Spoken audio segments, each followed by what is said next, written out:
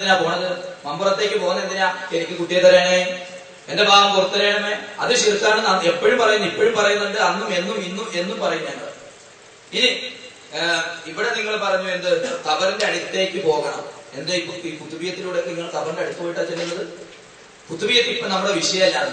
നിങ്ങൾ ചെയ്യുന്ന ഇസ്തിഹാസ കുത്തുബിയത്തിലൂടെ ഇപ്പൊ ഇസ്തിഹാസ പദം പോലും പറയാൻ പേടിക്കുന്നത്. ഞാൻ പറഞ്ഞു തശഫ്ഫുഉ തവസ്സുലും ഒക്കെ മറ്റു വിഷയമാണ്. ഖബറിന്റെ സിയാറത്തുമായി നിങ്ങൾക്ക് റസൂൽ സല്ലല്ലാഹു അലൈഹി വസല്ലം ഖബറിന്റെ അടുത്തോട്ട് എന്ത് ചെയ്യാനോ പറ്റുക? നിങ്ങൾക്ക് തവസ്സുൽ നടത്താൻ പറ്റുമോ? നിങ്ങൾക്ക് ഇസ്തിഹാസ ഒരു പണി അവിടെ നടക്കൂല.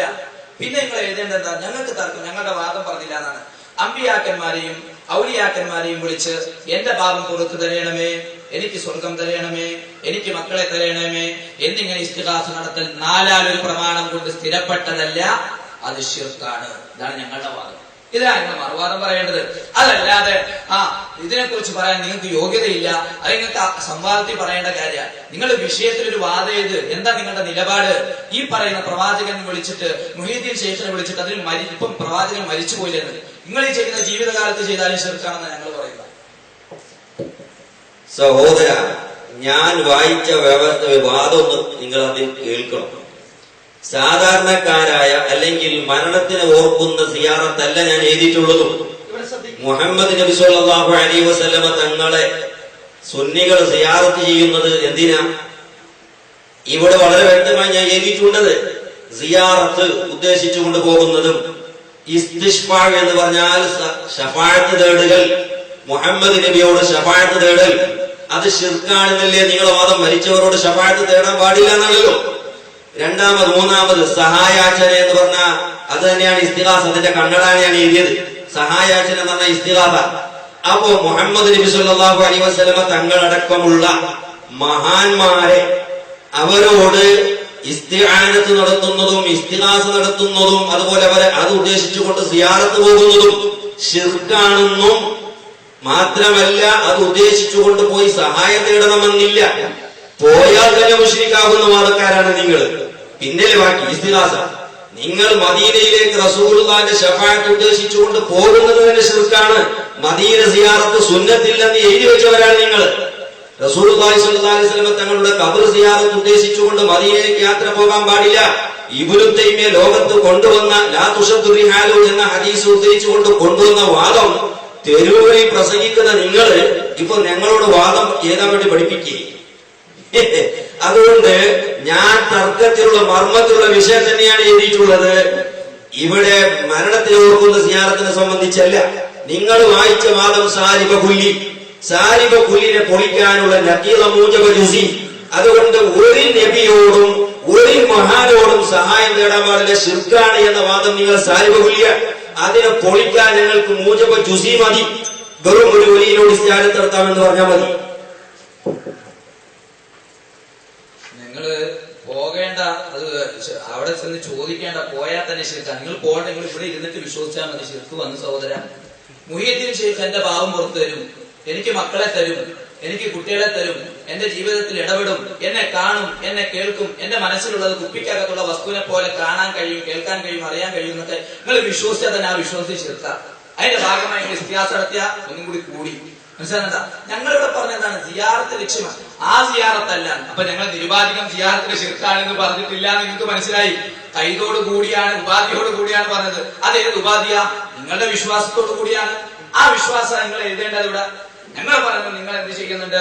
കുത്തുബിയത്തിലൂടെ മുഹീദ്ദീൻ ശൈഖിനെ വിളിച്ചിട്ട് പറയുന്നു, എന്നെ സ്വർഗത്തിലേക്ക് കയറ്റണമേ, നരകത്തിൽ നിന്ന് രക്ഷപ്പെടുത്തണമേ, അതുപോലെ എന്റെ പാപം പുറത്തു തരണമേ. ഈ ഇസ്തിഗാസയ്ക്ക് തെളിവുണ്ടോ? ഇങ്ങനെ ഇസ്തിഗാസ സ്ഥിരപ്പെട്ടിട്ടുണ്ടോ? അത് സ്ഥിരപ്പെട്ടതാണെന്നാ എഴുതേണ്ടത്. തർക്കമില്ലാത്തൊരു വാദം എഴുതുക. സിയാറത്തോട് നമ്മുടെ വിഷയം അതാണ്. ഞങ്ങൾ പറഞ്ഞത് അതിൽ ഞങ്ങൾക്ക് തർക്കമില്ല സിയാറത്ത്. പിന്നെ തശഫ്ഫുഉം തവസ്സുലും മറ്റു വിഷയമാണ്. അത് ഇതുമായി കൂട്ടിക്കുഴക്കേണ്ടതല്ല. അതുകൊണ്ട് തന്നെ ഞങ്ങളുടെ ഒന്നാമത്തെ തർക്കം, നിങ്ങൾ അല്ലാത്തവരെ നേരിട്ട് വിളിച്ചിട്ട് ഇസ്തിഗാസ നടത്തുന്നു. അത് എന്താണ്? എന്റെ പാപം പുറത്തു തരണമേ. അത് നിങ്ങൾ വാദത്തിൽ എഴുത്, ഞങ്ങൾ എഴുതിയല്ലോ. ഈ വാദത്തിൽ നിങ്ങൾക്ക് തർക്കമില്ല എങ്കിൽ നമുക്ക് മറ്റു വിഷയങ്ങൾ ആലോചിക്കാം. അമ്പിയാക്കന്മാരെയും ഔലിയാക്കന്മാരെയും വിളിച്ച് എന്റെ പാപം പുറത്തു തരണമേ, എനിക്ക് സ്വർഗം തരണമേ, എനിക്ക് മക്കളെ തരണമേ എന്നിങ്ങനെ ഇസ്തിഗാസ നടത്തൽ നാലാലൊരു പ്രമാണം കൊണ്ട് സ്ഥിരപ്പെട്ടതല്ല. നിങ്ങൾ പറഞ്ഞത് സ്ഥിരപ്പെട്ടതല്ല. ഞങ്ങൾ പറയുന്നത് ശിർക്കാണ്, നിങ്ങൾ പറയുന്നത് ശിർക്കാണെന്ന് പറഞ്ഞു. എന്നാ നമുക്ക് മറ്റു വിഷയത്തെ കുറിച്ച് ആലോചിക്കാം. സിയാറത്തിനെ കുറിച്ച് ആലോചിക്കാം. ഇതിൽ തർക്കം ഉണ്ടോ? ഉണ്ടെങ്കിൽ നിങ്ങൾക്ക് എഴുതാം. ഞാൻ പറഞ്ഞു സിയാറത്തുമായി ബന്ധപ്പെട്ട് നിങ്ങൾ എന്തിനാ ഇപ്പൊ പരിമിതപ്പെടുത്തുന്നത്? റസൂലിന്റെ ഖബർ സുന്നികൾ ലക്ഷ്യം വെച്ച് പോകും. നിങ്ങൾക്ക് അങ്ങനെ ലക്ഷ്യം പോകാൻ പറ്റൂല. അത് മുന്നേ ഇമാമിങ്ങൾ പറഞ്ഞു കഴിഞ്ഞിട്ടുണ്ട്. സഹോദര, ആമും ഖാസും ആദ്യം പഠിക്കണം. നിങ്ങൾ കുറച്ച് ഉദാഹരണങ്ങൾ പറഞ്ഞു. മുഹീദ്ദീൻ ശൈഖേ കുട്ടി തരണേ, രോഗസുഖമാക്കണേ, ഇത് ഇസ്തിആനത്തും ബിൽ ഔലിയാഇന്റെ എത്ര തംസീലുകളാ. അത് ചില ഉദാഹരണങ്ങളാണ്. ഞാനിവിടെ ആമേദിട്ടുള്ളപ്പോൾ നിങ്ങൾ പിന്നെ ഖാസിനെ പറയേണ്ട ആവശ്യമുണ്ടോ സഹോദര? ഞാനിവിടെ അമ്പിയാക്കളും നബി സല്ലല്ലാഹു അലൈഹി വസല്ലം തങ്ങളും അതുപോലെ തന്നെ മറ്റു മഹാന്മാരോടുള്ള ഇസ്തിആനത്ത് എന്നതിൽ നിങ്ങൾ പറഞ്ഞ ഒക്കെ ഉദാഹരണങ്ങൾ ഉൾപ്പെടുന്നു. അത് ആമാണ്. വാദം എഴുതുമ്പോൾ ഉദാഹരണം എഴുതേണ്ട ആവശ്യമൊന്നുമില്ല. ആമായിട്ട് എഴുതുക. അതൊക്കെ നിങ്ങൾ പിന്നെ ചോദിച്ചോളൂ. അത് ഉദാഹരണങ്ങളാണ്. ഇവിടെ ഞാൻ വാദം ആമായിട്ടാണ് എഴുതേണ്ടത്. നിങ്ങളെ വാദം സാരിബ കുല്ലിയാണോ സാരിബ ജുസിയാണോ? അതൊന്ന് പറയും. എന്റെ ചോദ്യമാണ് നിങ്ങളോട്. വാദം ചെയ്തുകൊണ്ട് നിങ്ങളെ വാദം സാരിബ കുല്ലിയാണോ സാരിബ ജുസിയാണോ? എന്താണ് നിങ്ങളുടെ വാദം? സാരിബ കുല്ലിയാണെങ്കിൽ ഒറ്റ ഒരു മൂജബ ജുസി ഉദ്ധരിച്ചാൽ നിങ്ങളെ കവിയ പൊളിഞ്ഞു. അതുകൊണ്ട് സാരിബ കുല്ലിയായ കവിയക്കെതിരെ വാദം എഴുതുമ്പോ മൂജബ ജുസിന്റെ വാദം എഴുതിയാൽ മതി. അതുകൊണ്ട് ഇതാദ്യം നിങ്ങൾ പഠിച്ചപ്പോൾ നിങ്ങൾ പഠിക്കാത്ത കുഴപ്പമായിട്ട് സംഭവിച്ചത്. അതൊക്കെ തസ്രീം വന്നിരിക്കും ഒക്കെ ശരത്തിലേക്ക് ഓതി പഠിച്ചിരുന്നെങ്കിൽ കുറച്ചൊക്കെ തിരിയുമായിരുന്നു ഈ ആമും ഖാസും ഒക്കെ. അതുകൊണ്ട് നിങ്ങളെ വാദം സാരിബ കുല്ലി മുഴുവൻ എന്ത് ഔലിയാക്കളോട് ഏത് ചോദ്യം, വെറും മക്കളെ ചോദിക്കൽ മാത്രമല്ലല്ലോ, ഏത് ചോദ്യം വിശ്വസിക്കാൻ തന്നെ കാഫിറാവുന്നൊക്കെ പറഞ്ഞേ. പിന്നെന്തിനാ സംശയം എഴുതേണ്ടത്? ഇവിടെ പറഞ്ഞല്ലോ നിങ്ങൾ ചോദിക്കണ്ട, സഹായിക്കുമെന്ന് വിശ്വസിച്ചാൽ തന്നെ കാഫിറാവും. പിന്നെ എന്തിനാ സഹോദരന്റെ സംശയം എഴുതുന്നത്? ഉദാഹരണ ആവശ്യമുണ്ടോ? നിങ്ങൾ പറഞ്ഞല്ലോ ഇവിടെ വിശ്വസിക്കാനൊക്കെ കാഫിറാവും. പോകണ്ട. പിന്നെ എന്തിനാ സംശയം എഴുതുന്നത്? സംശയമൊക്കെ നിങ്ങൾ പിന്നെ ചോദിച്ചോ. ഉദാഹരണങ്ങളാ. ഇവിടെ വാദം എഴുതുമ്പോ കുല്ലിയായിട്ടാണ് എഴുതേണ്ടത്. നിങ്ങളെ സാരിബ കുല്ലി ആണോ സാരിബ ജുസിയാണോ? അതും പറയും. അതൊന്ന് വെട്ടാൻ.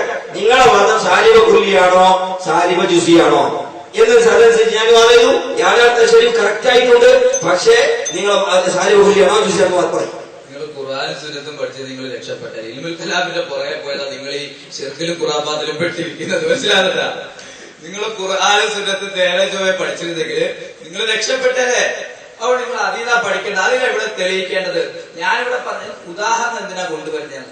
ഉദാഹരണം കൊടുക്കുന്നത് ഇത് നിങ്ങളുടെ നേതാക്കന്മാർ പേരോടടങ്ങുന്ന ശൈഖന്മാര് മുമ്പേ എഴുതി കഴിഞ്ഞ ഉദാഹരണം അടക്കുന്ന ബദരീങ്ങളെ കാക്കണേ, മുഹീദ്ദീൻ ശൈഖെ രക്ഷിക്കണേ എന്നിങ്ങനെ ഉദാഹരണം അടക്കം എഴുതി. ഇല്ലെങ്കിൽ നിങ്ങൾ എങ്ങോട്ടേക്ക് പോകുന്നറിയാവോ? തവസ്സുലിലേക്ക് പോവും. ഇപ്പൊ വാദത്തിൽ തന്നെ തശഫും തവസ്സുലും ഇടയിൽ കുത്തിത്തിരുമാൻ നോക്കി. അതാ ഇവിടെ കൈയോടെ പിടിച്ചിരിക്കുന്നത്. മനസ്സിലാകണ്ട? ഇസ്തിശ്ഫാന്റെ കാര്യം തന്നെയാണ് ഈ പറയുന്നത്. അതിന്റെ കാര്യം അതിങ്ങനെ ഞങ്ങൾ പഠിപ്പിച്ചു തരും. ആദ്യം ഇസ്തിഹാസ വിശദീകരിക്കുക. എന്നിട്ട് ഇസ്തിഹാസ എന്ന് പറയാൻ പോലും നിങ്ങൾക്ക് ഇപ്പൊ പേടിയാ. ഞങ്ങൾക്കറിയാം. അതിന്റെ പേരിൽ തന്നെ പല ആളുകളും ഞങ്ങളുടെ മുന്നിൽ ഒളിച്ചോടിയിട്ടുണ്ട്. അവിടെ നിങ്ങൾ പറഞ്ഞതിൽ ഞങ്ങൾക്ക് തർക്കമില്ലാതെ ഞങ്ങൾ പറഞ്ഞതാണ് സിയാറത്തിനെ കുറിച്ച് പറഞ്ഞതാണ്. ആ സിയാറത്തിന്റെ വിഷയത്തിൽ ഞങ്ങൾക്ക് തർക്കമില്ല. നിങ്ങൾ സിയാറത്തിൽ പരിമിതപ്പെടുത്താതെ നിങ്ങൾ കുത്തുബിയ്യത്തിൽ പറയുന്ന മാലകളിലൂടെ നടത്തും. നിങ്ങൾ അവിടെ പോയിട്ട് നിങ്ങൾക്ക് ചെയ്യാൻ പറ്റൂലെന്ന്. അങ്ങനെ പറ്റുമെങ്കിൽ മാത്രമല്ലേ അതിനെക്കുറിച്ച് ചർച്ച ചെയ്യേണ്ടതുള്ളൂ. റസൂലിന്റെ ഖബറിൽ പോയി ഈ അടുത്തുകൂടി ഒരു മുസ്ലിം അടിച്ചോടിച്ച് വിട്ടതേ ഉള്ളതെന്ന്. അതുകൊണ്ടാണ് നിങ്ങളോട് ഞങ്ങൾ പറഞ്ഞത് നിങ്ങൾ ഇവിടെ കുത്തുബിയ്യത്തിലൂടെയും മാലകളിലൂടെയും എല്ലാ മാസാന്തരങ്ങളിൽ നിങ്ങൾ ബുധനാഴ്ച ദിവസം അല്ലെങ്കിൽ നിങ്ങൾ നടത്താറുണ്ടല്ലോ. ഈ നടത്തുന്ന നിങ്ങൾ ചെയ്യുന്ന കാര്യത്തെ കുറിച്ചാണ് ചോദ്യം. അതിനാണ് നിങ്ങൾ പറയേണ്ടത് പ്രമാണത്തിലുണ്ട്. നമ്മൾ മല്ലി സഖാഫി പറഞ്ഞതുപോലെ ഖുർആനിൽ നിന്ന് തന്നെ സഹിയായ ഹദീസിലുണ്ട്. അത് നിങ്ങൾ എഴുത്. നിങ്ങൾ തർക്കമില്ലാത്തൊരു വിഷയം കൊണ്ടുവന്നിട്ട് പിന്നെ നിങ്ങളുടെ ഇൽമുൽ കലാമിന്റെ പുറകേക്ക് ഞങ്ങൾ പറഞ്ഞു. നിങ്ങൾ വിഷയം മാറ്റാതെ ഇവിടെ വിഷയം എഴുതുക. വാദം ഞങ്ങൾ എഴുതിയിട്ടുണ്ട്. ഈ വാദത്തിൽ നിങ്ങൾക്ക് തർക്കമില്ലേ?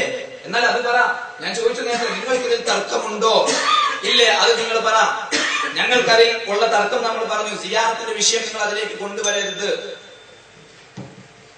ഇൽമുൽ കലാമും മന്തിക്കും പഠിക്കാതെ ഖുർആൻ നോക്കിയ കുഴപ്പമായിട്ട് വന്നത് അത് ആലാത്തുകളാണ്. തഫ്സീറിന്റെ ആലാത്തുകളാണ് ഇതൊക്കെ.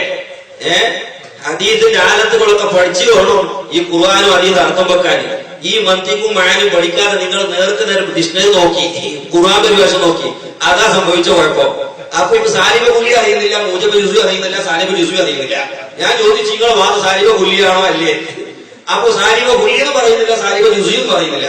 ആണാണോ പെണ്ണാണോ ചോദിക്കും, ആണോ പറയുന്നില്ല, പെണ്ണും പറയുന്നില്ല. ഇത് രണ്ടും പറയാത്ത എങ്ങനെയാ സഹോദര? ഒന്നിവിടെ സാലിബ കുല്ലി പറയാം, അല്ലെങ്കിൽ സാലിബ ജുസു എന്ന് പറയാം. ഈ സാലിബ കുല്ലി അറിയില്ല, സാലിബ പഠിച്ചിട്ടില്ല. പഠിച്ചാലേ സാരിക്കൂലി സർവീസ് ചെയ്യുള്ളൂ. അതിന് മന്തിയുടെ കിതാബ് പഠിച്ചോണ്ടേ ഈ ആലാത്ത പഠിക്കാതെ തഫ്സീർ നോക്കിയ കുഴപ്പമായി സംഭവിച്ചത് എന്നാ കണ്ടുകൊണ്ടിരിക്കുന്നത്. പിന്നെ മദീനയിൽ പോയാൽ കഴിയില്ല. ഞാൻ ഈ അടുത്ത് പോയിട്ട് ഇസ്തിഹാസ നടത്തിയിട്ടുണ്ട്, അറിയോ? ഞാൻ നടത്തിയിട്ടുണ്ട് ഇസ്തിഹാസ. ഞാൻ റസൂലുള്ളാഹിയുടെ ഇസ്തിഹാസ നടത്തിയിട്ടുണ്ട്, അറിയോ? കഴിയില്ല. ഞാൻ വിചാരിച്ചത് അതുപോലെ ഊതിന് പോയി ഹംസത്തുൽ ഖറാറിന്റെ മഖാമിന്റെ അടുത്ത് വളരെ കൂട്ടായ പ്രാർത്ഥന നടത്തിയിട്ടുണ്ട്. ആരാ പറഞ്ഞ കഴിയില്ലാന്ന്? നിങ്ങളെ പോലത്തെ ഏതോ ബംഗാളികൾ കമ്മീഷന്റെ മുഖത്തിന്റെ പോലെ ഉണ്ടാവും.